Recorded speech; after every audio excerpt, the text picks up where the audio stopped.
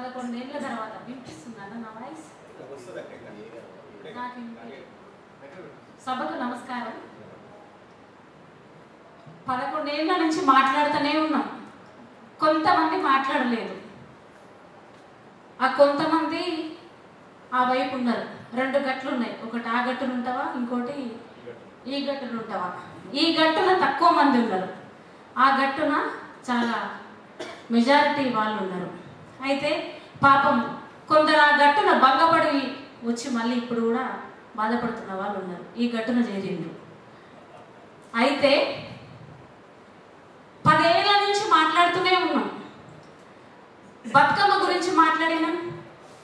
Bathukamma scam కదా, కోట్ల రూపాయల నిధులు కదా, ప్లాస్టిక్ బతుకమ్మలు. అవి కాకుండా మనకు తంగెడు పూలు, గునుగు పూలు, జిల్లెడు పూలు అవన్నీ పోతున్నాయి. అవన్నీ గుట్టలకు ఉన్నాయని అడిగినాం.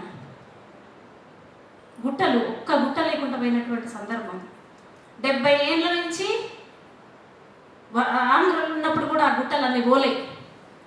ఎందుకు పోలేదంటే, నేను నిన్నమన్న ఆదిలాబాద్ జిల్లాలకు వెళ్ళిన, కొన్ని ఊర్లకు వెళ్ళిన, నాతో పాటు మా దాసు కృష్ణమాచారి ఇంకా కొంతమంది అక్కడ ఒక చిన్న హోటల్లో అన్నం తిన్నప్పుడు మేము చుట్టూ కొంతమంది ఉన్నారు. మేము మాట్లాడుకుంటుంటే, అమ్మ మా దగ్గర అన్ని గుట్టలు పోయినాయి, మీకు కూడా రేపు మాకు పోయే పరిస్థితి ఉంది. ఇంత నున్నగా బోడగా మా ఆదిలాబాద్ జిల్లా అంటే అడవులు కదా, గుట్టలు కదా, కొండలు కదా, కోనలు కదా, కుంతలు జలపాతాలు కదా. అవన్నీ విధ్వంసం జరుగుతున్న సందర్భంలో అమ్మ ఇదివరకు అన్నలు ఉండేనట. ఆ అన్నలు ఎవరన్నా ఎమ్మెల్యేనో లేకపోతే ఊరు సర్పంచో లేకపోతే ఎంపీటీసీలో ఎవరన్నా భూమిని కబ్జా చేస్తే వాళ్ళు వచ్చి కబ్జా చేసిన వాళ్ళ మీద, కబ్జా చేసిన వాళ్ళ మీద గుడ్డ కప్పి పోయే వాళ్ళట కదా. ఇప్పుడు వాళ్ళు ఏమైపోయారు అని అడుగుతున్నారు. నాకు మాటలు రాలేదు కానీ కళ్ళ వెంట నీళ్ళు వచ్చినాయి. అయితే అదొక ఆదిలాబాద్ మాత్రమే కాదు, ఉమ్మడి 10 జిల్లాలల్లో అవన్నీ వనరులు పోయినటువంటి సందర్భం. తర్వాత మొత్తానికి శ్రమ ప్రజల దగ్గర, శ్రామిక ప్రజల దగ్గర ఉన్నటువంటి బతుకమ్మ, బట్టలు ఇప్పించి బతుకమ్మలు ఆడించినటువంటి దొరల గడిలకు వెళ్ళిపోయింది బతుకమ్మ. బోనం కూడా అట్లనే, మట్టి కుండలో ఉండే బోనం కార్పొరేట్ శక్తులతో ఒక బోనాన్ని తయారు చేయించి, ఎవరు గుజరాత్ వాళ్ళతో తయారు చేయించి బోనం ఎత్తుకుంది కేసీఆర్ బిడ్డ. అప్పుడు ఈ ఘటనలో మాట్లాడుతూనే ఉన్నాం. ఇప్పటికీ బతుకమ్మ గురించి మాట్లాడుతూనే ఉన్నాం. ఇక తర్వాత ఇంటర్ బోర్డు రాష్ట్రం వచ్చిన కొద్ది రోజులకే 20 మంది ఇంటర్ బోర్డు తప్పిదం వల్ల 20 మంది విద్యార్థుల ప్రాణాలు. అంత తృణప్రాయమా, అంత చులకన వాళ్ళ ప్రాణాలు. ఇప్పటికీ ఆ పిల్లల పట్ల ఏం మాట్లాడని 11 ఏళ్ల సంధి ఏం మాట్లాడని వైనం ఉంది. అది మన వెంకటరెడ్డి అన్న గారికి తెలుసు.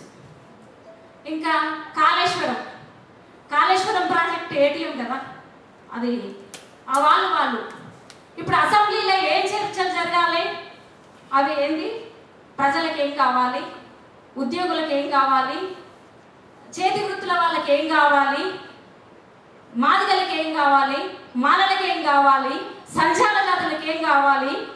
సంచార జాతులకి రాజకీయమైనటువంటి అది అవకాశాలు కూడా లేవు కదా. ఇట్లాంటివి మాట్లాడకుండా ఆ పార్టీ మీద ఈ పార్టీ, ఈ పార్టీ మీద ఆ పార్టీ మాట్లాడుతున్నటువంటి సందర్భాలను మనం ఇప్పుడు చూస్తున్నాం. ఆడవాళ్ళని ఎంత చులకన చూస్తారో, ఒక చిన్నది మనం బస్సులు ఎక్కే ఆడవాళ్ళను ఎట్లా మాట్లాడుతున్నారు కేటీఆర్. ఎల్లిపాయ పొట్టు తీసుకుంటా డాన్స్ చేసుకోమని అడుగుతున్నారు. ఓట్లు అడగడానికి సిగ్గు లేకుండా మరి అట్లా ఎట్లా అడుగుతారో నాకు అర్థం కావట్లేదు. ప్రతిపక్షంలో ఉన్నప్పుడు ఇవి వాళ్ళు పాలకపక్షంలో ఉండి, ఇప్పుడు పాలకపక్షంలో ఉన్నప్పుడు ఇవన్నీ విషయాలు వాళ్ళకు గుర్తుకు రావట్లేదు. ఒకటా రెండా అనేక విషయాలు, 11 సంవత్సరాల సంధి జరగవలసినటువంటి అనేక విధ్వంసం జరిగింది. ఇక బహుజన ప్రజలకు ఒకవేళ భూములు ఇస్తే, చేతి వృత్తి ప్రజలకు భూములు ఇస్తే, అది ఉప్పల్ బగాయితులు. అగ్రవర్ణాలకు భూములు ఇస్తే, కమ్మలకు, వెల్మలకు, రెడ్లకు భూములు ఇస్తే, మాదాపూర్ హైటెక్ సిటీలల్లో వాళ్ళకు భూములు ఇచ్చిండ్రు. ఇవాళ పెట్టుబడిని పిలుస్తున్నారు కదా. ఈ రాష్ట్రంలో ఏదైతే మనకు రాష్ట్రం సాధించుకుంటే కొట్లాడితే అది మనకు వృత్తులు మిగులుతాయి. ఈ వ్యాట్ పేరుతో మేము కట్టే మా వ్యాట్తో మాకు కొంత ఇన్కమ్ వస్తుంది. ఇన్కమ్తో మేము వృత్తుల వాళ్ళం, అన్ని చేతి వృత్తుల వాళ్ళం పని చేసుకోవచ్చు అని అనుకుంటే ఈరోజు గుజరాత్ పెట్టుబడులు, అనేక పెట్టుబడులు మనం చూస్తున్నాం. ఎందుకంటే ఈ పెట్టుబడులు ఎందుకు వస్తాయి అంటే వీళ్ళకి వాటా వస్తుంది.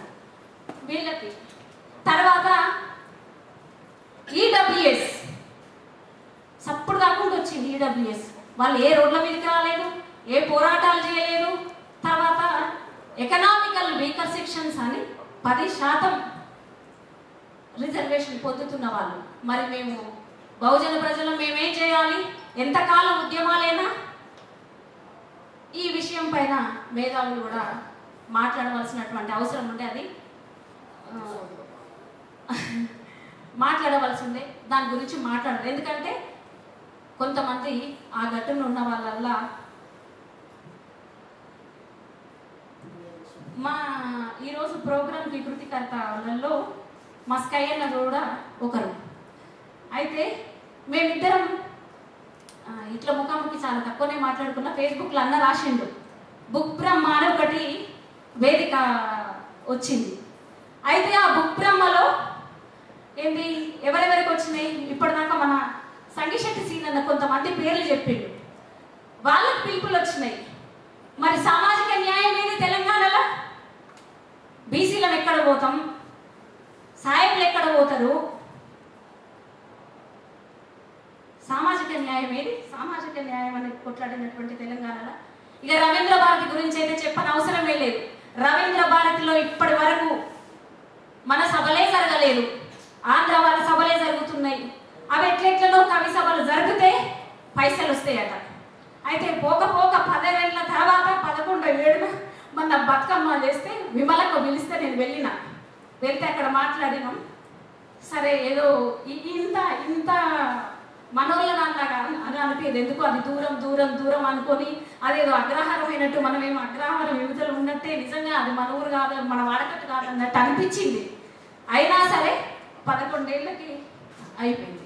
11 ఏళ్ళకి అక్కడికి వెళ్ళినాం. అయితే నాకు అక్కడి నుంచి ఒక ఫోన్ ఏమొచ్చిందంటే, అమ్మ నీకు 5,000 పడ్డాయా అని అడిగిరు. అంటే ఈ 10 ఏళ్ళ సంది ఇట్లా అంటే 5,000 పడి ఉంటాయి, ప్రోగ్రామ్స్ చేస్తే ఎన్ని ఉంటాయి? ఇదంతా ఎవరి డబ్బు? 4 కోట్ల తెలంగాణ ప్రజల సొమ్ము కాదా? ఆంధ్ర వాళ్ళు తింటున్నారు. తర్వాత ఆంధ్ర వాదుల వాళ్ళ ఉనికి ఎంత ప్రమాదమో గుజరాత్ వాళ్ళది కూడా అంత ప్రమాదం మన తెలంగాణలో ఉంది. అక్షంతలు వంచి 8 మంది ఎంపీలు అయ్యిండ్రు. రేపు పొద్దుగాల ఇక అదేంటి ఈ మార్వాడి వ్యవస్థ వల్ల పూర్తి తెలంగాణ పలానాగా మారిపోయే ప్రమాదం ఒకటి ఉంది. దీన్ని గుర్తించవలసినటువంటి అవసరం ఉంది. హైడ్రా అప్పుడు కాళేశ్వరం విధ్వంసం ఆడ 7 ఊర్లు మునిగిపోయినాయి. తర్వాత హైడ్రా కూడా వచ్చి ఏ ప్రభుత్వం వచ్చినా పేద ప్రజల్ని, ఏ ప్రభుత్వం వచ్చినా బహుజన ప్రజల్ని వంచిస్తుంది, మోసం చేస్తుంది, తంతుంది, తరిమేస్తుంది. అట్లా కాకుండా మనం కాపాడుకునేటువంటి ప్రయత్నం చేయాలి. ఇందులో మాత్రం ఏదేమైనా నిరంతరంగా ఆంధ్రజ్యోతి పత్రిక అది మన శ్రీనివాస్ అన్న అనేక వ్యాసాలు నిరంతరం కవిత తిహార్ జైలు వరకు మొన్నటి వరకు ఆయన నిర్భయంగా ఎక్కడ ఆలోచించబడకుండా అన్న ఆర్టికల్స్ రాసిండు. తర్వాత ప్రతి బుధవారం వచ్చే ఆర్టికల్కు మేము ఎదురు చూసేవాళ్ళం. ఎందుకంటే ఆయన నిర్భయంగా అనేక విషయాలను 10 ఏళ్ల పాలన గురించి అనేక సార్లు రాస్తున్నటువంటి సందర్భం. అట్లా అన్న ఇంకా కొనసాగి ఉంటే బాగుండేది అని అనిపించింది. తప్పకుండా మళ్ళీసారి మాట్లాడదాం. అయితే నేను ఇంతకుముందుకు అన్న కందుకూరు రమేష్ అన్న ఒకటి చెప్పిండు, అది చెప్పాలి. నేనేనాను అని అనుకుంటున్నా. నేను వృత్తి కథల గురించి అన్నా కథలు ఉన్నాయని మిమ్మల్ని అడిగినా, ఆంధ్ర అడిగినా, నేను కూడా అడిగినా. నాకు మనది అదే అడగబోతున్నా. ఆంధ్ర అయినా నేనైతే అడగదు కదా, మన వాళ్ళు మన అన్నలు కదా, మన గుమ్మం కదా అని అట్లా అడిగినటువంటి సందర్భం. ఏదేమైనా ఇదివరకు ఇప్పుడు పాశం యాదగిరి అన్న కూడా చాలా విషయాలు మాట్లాడి ఇవన్నీ అనేక మంది అనేక విషయాలు మాట్లాడుతున్నారు. పాపాని నాగరాజు అన్నైతే ఇక నిరంతరం అదే పని. అదే ఉద్యమాలు అట్లనే ఇంకా ఈ ఉద్యమాలు నిరంతరం మిగిలే ఉంటున్నాయి. ఇప్పుడు నిర్వాహకులు ఏం చెప్తే మేము కూడా అదే చాలా వివరంగా ఆవేదనగా మాట్లాడిన దాసోజు లలితకు ధన్యవాదాలు. మిత్రులారా, మనకు సమయం లేదు.